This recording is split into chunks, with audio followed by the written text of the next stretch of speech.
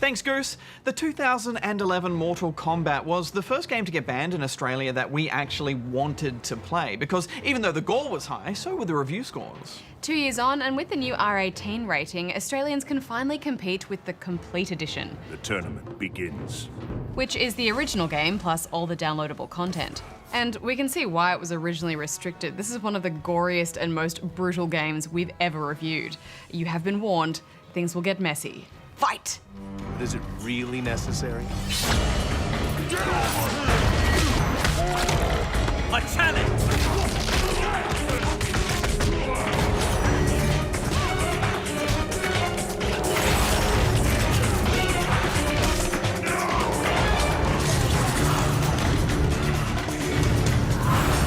The Mortal Kombat games were my all-time favorite games as a kid, Hex.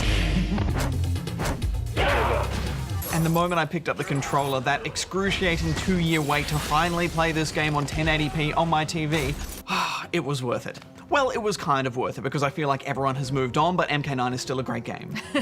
Yeah, it's a top-notch fighter, and coming off the back of Injustice from the same developer only a few weeks ago, it's a pretty good time to be an Australian fighter fan.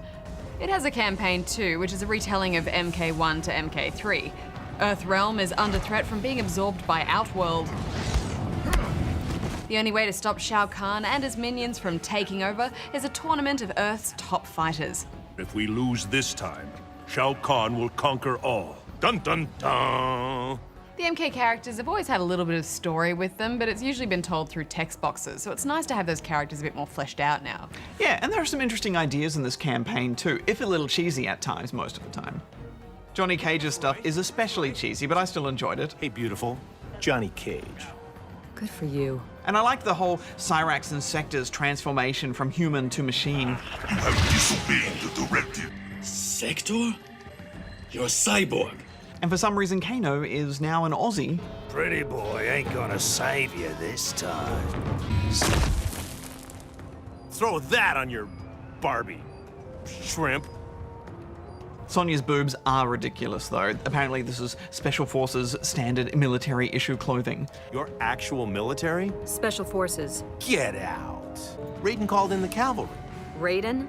No idea who you're talking about. Yeah, Jade and Katana aren't much better. Enough of this. There are a few booby hangovers from old MK that just haven't changed a bit. Shield your eyes. What? And you have to agree that the campaign is pretty bad, Bajo. Most of the stories aren't strong. I mean, there's quite a few fights for no reason. No. You will not be the one to challenge Shang Tsung. You want some too? Fine by me. And a lot of the voice acting is below par. The coming days, each of you will fight. You're good. Show me more. You have disgraced no one. I hope we meet again, under different circumstances. Scorpion's all about revenge and telling everyone he's out for revenge all the time. I will honor the memory of my fallen Sub-Zero. Deserves death. You will suffer as they did. I will have his hand. I will have my revenge. I will have my revenge. Also, there seem to be very few rules to this tournament. Basically, if Shang Tsung pops up behind you and says, "Oh, a challenger," the fight's on. A challenge! Fight. Also, every now and again you're thrown up against 2 enemies, which is a pretty big difficulty spike. I don't mind those so much because it's kind of like a boss fight where you really have to learn their moves to try and beat them.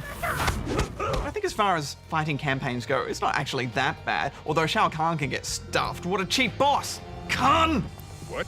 The tournament will begin. Goro, however, is beautiful. I will give you a warrior's death.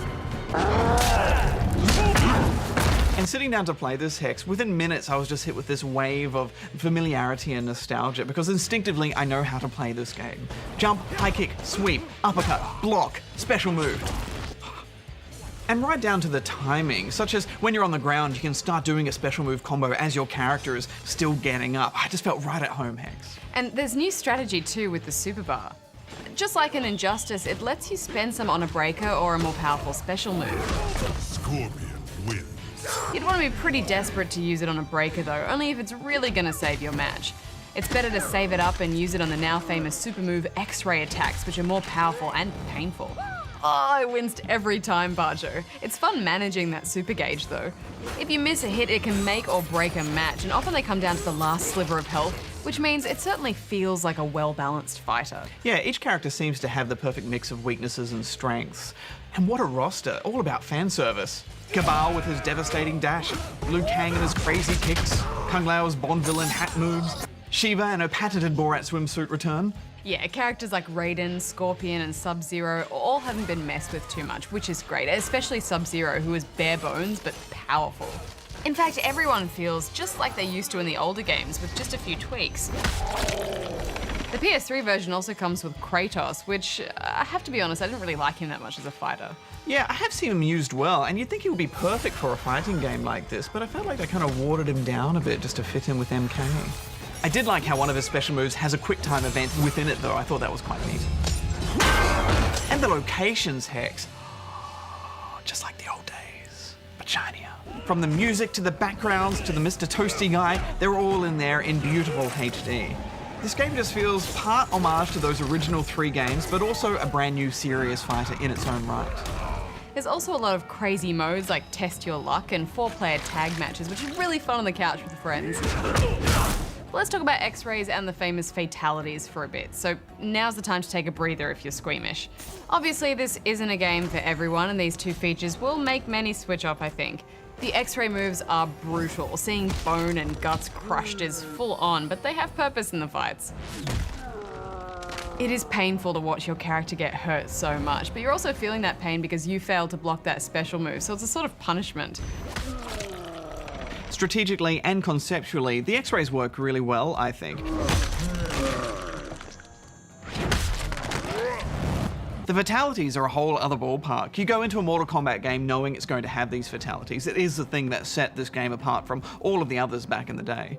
Yeah, and you know, not a lot can shock me in video games nowadays. I feel like I've seen it all, but when we saw the fatalities in this most recent MK, I think we were both just open-mouthed at the sheer, you know, blood and sinew Bits and of the skin in bones between the bones being and just stretched. body parts being ripped off. In our 8:30 time slot, there's not a lot that we can show, but we do want to discuss this in detail. So we've prepared a diorama to demonstrate one of Baraka's more brutal finishes, who in this instance will be played by Wolverine. Baraka. Sector. Round 1. Fight. So first, Baraka jabs his blade arm thing into his opponent like so, and then lifts him up like this. And he spins him around like a helicopter. Spins him around like a helicopter. And then he lifts this other arm so that he chops all the individual pieces of his body off one by one, leaving just a bleeding torso, which he then throws on the ground. And there's lots of sort of blood around the place. It's quite violent. Yeah.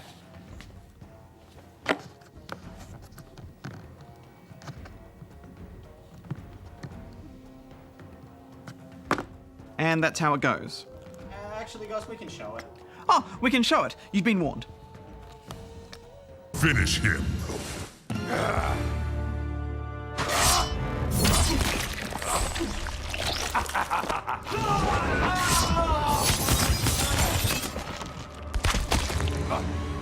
Tomato sauce and figurines aside, this game does pose some interesting conundrums with regards to these fatalities, because on the one hand, I often found myself shocked and appalled at what I'm seeing, thinking this shouldn't be in a video game, and then on the other hand, I found many of them quite humorous, and that made me feel guilty, but then I didn't want to look away.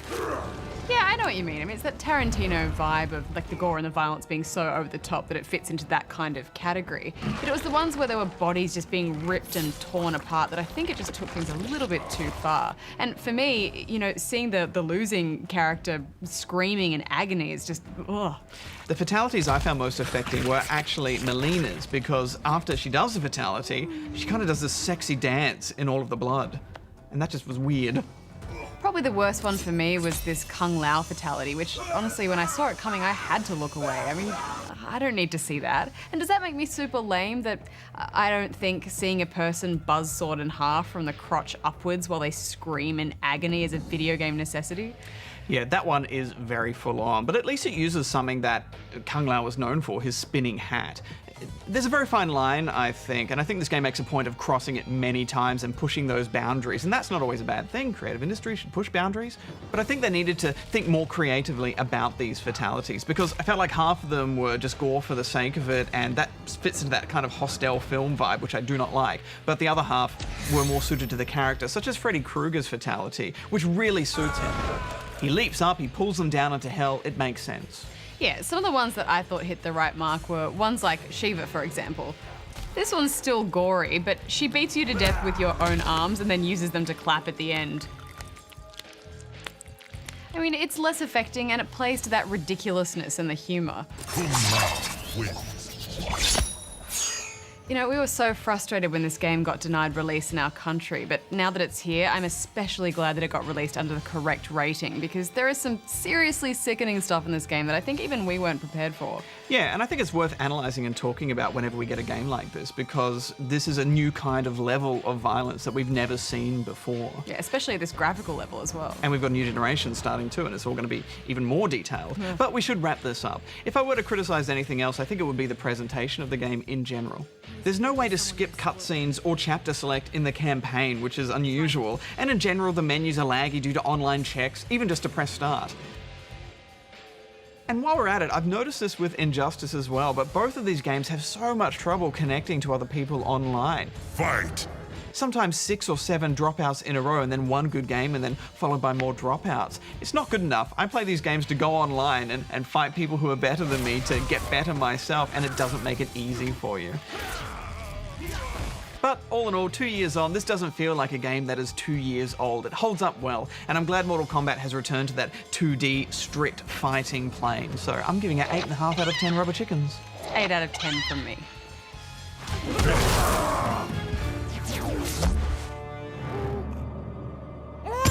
Scorpion wins. They balance.